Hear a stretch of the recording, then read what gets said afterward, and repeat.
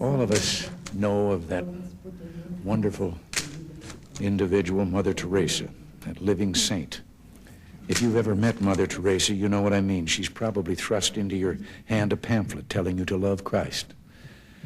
She wouldn't mind my saying that she's no longer young.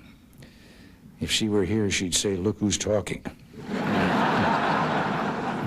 The 39 Americans held hostage for 17 days by terrorists in Lebanon are free, safe, and at this moment on their way to Frankfurt, Germany. They'll be home again soon. This is a moment of joy for them, for their loved ones, and for our nation. And America opens its heart in a prayer of thanks to Almighty God. We can be thankful that our faith, courage, and firmness have paid off. But this is no moment for celebration. Let it be clearly understood that the 7 Americans still held captive in Lebanon must be released, along with other innocent hostages from other countries. The United States gives terrorists no rewards and no guarantees. We make no concessions. We make no deals. Nations that harbor terrorists undermine their own stability and endanger their own people. Terrorists, be on notice. We will fight back against you in Lebanon and elsewhere. We will fight back against your cowardly attacks on American citizens and property.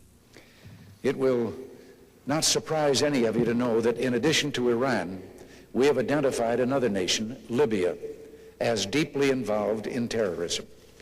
We have evidence which links Libyan agents or surrogates to at least 25 incidents last year. Colonel Gaddafi's outrages against civilized conduct are, of course, as infamous as those of the Ayatollah Khomeini. So the American people are not, I repeat, not going to tolerate intimidation, terror, and outright acts of war against this nation and its people. And we're especially not going to tolerate these attacks from outlaw states run by the strangest collection of misfits, Looney Tunes, and squalid criminals since the advent of the Third Reich. When Mr. Gorbachev and I meet in Geneva next month, I look to a fresh start in the relationship of our two nations. We can and should meet in the spirit that we can deal with our differences peacefully. And that is what we expect. The United States has never sought treaties merely to paper over differences. We continue to believe that a nuclear war is one that cannot be won and must never be fought.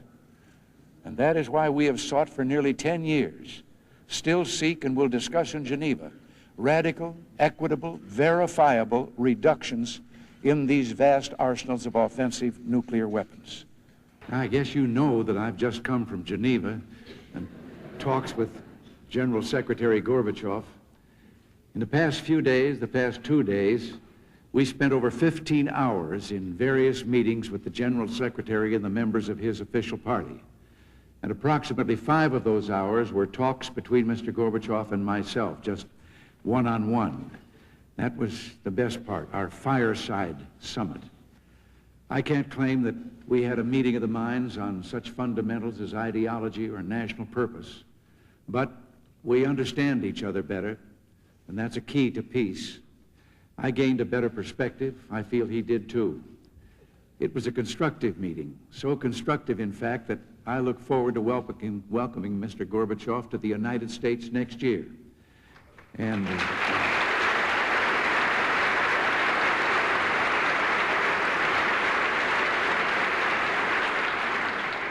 I have accepted his invitation to go to Moscow the following year.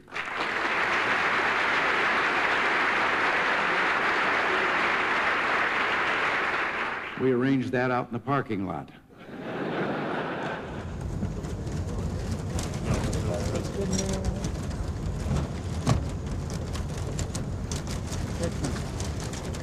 Get that star out of here.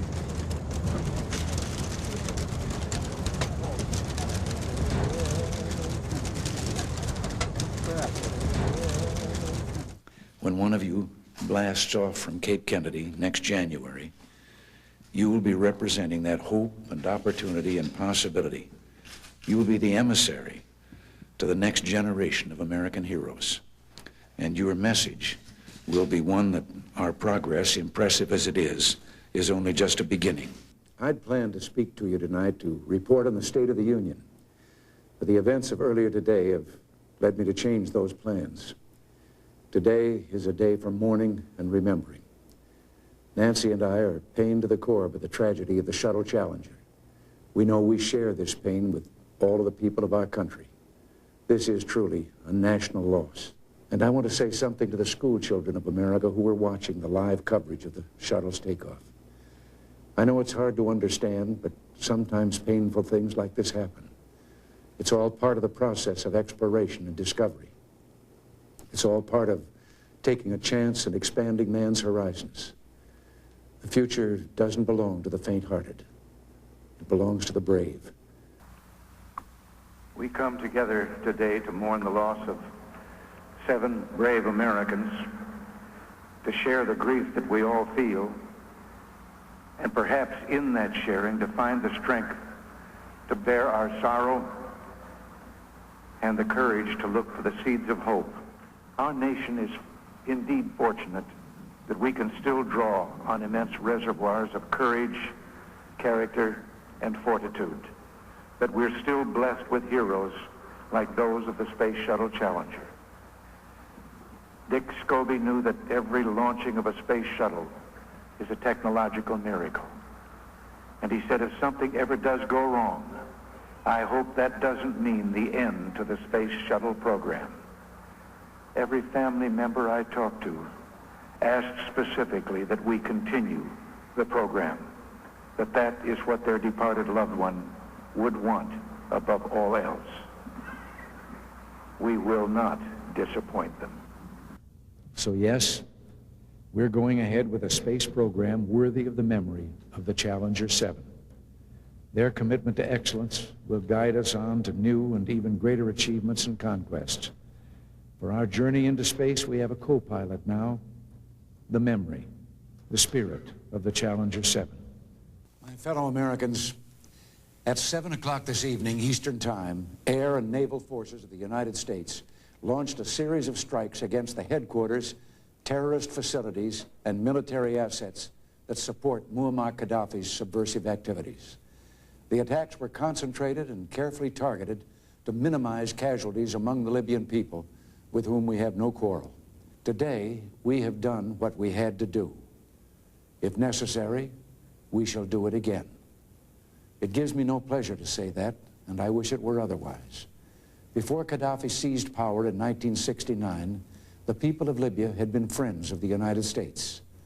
And I'm sure that today most Libyans are ashamed and disgusted that this man has made their country a synonym for barbarism around the world. The Libyan people are a decent people, caught in the grip of a tyrant. Despite our repeated warnings, Gaddafi continued his reckless policy of intimidation, his relentless pursuit of terror. He counted on America to be passive. He counted wrong. Yesterday, as you know, pilots of the Air and Naval Forces of the United States spoke to the outlaw Libyan regime in the only language that Colonel Gaddafi seems to understand. They performed courageously. 2 of our airmen are missing. But let us be clear, yesterday the United States won but a single engagement in the long battle against terrorism. We will not end that struggle until the free and decent people of this planet unite to eradicate the scourge of terror from the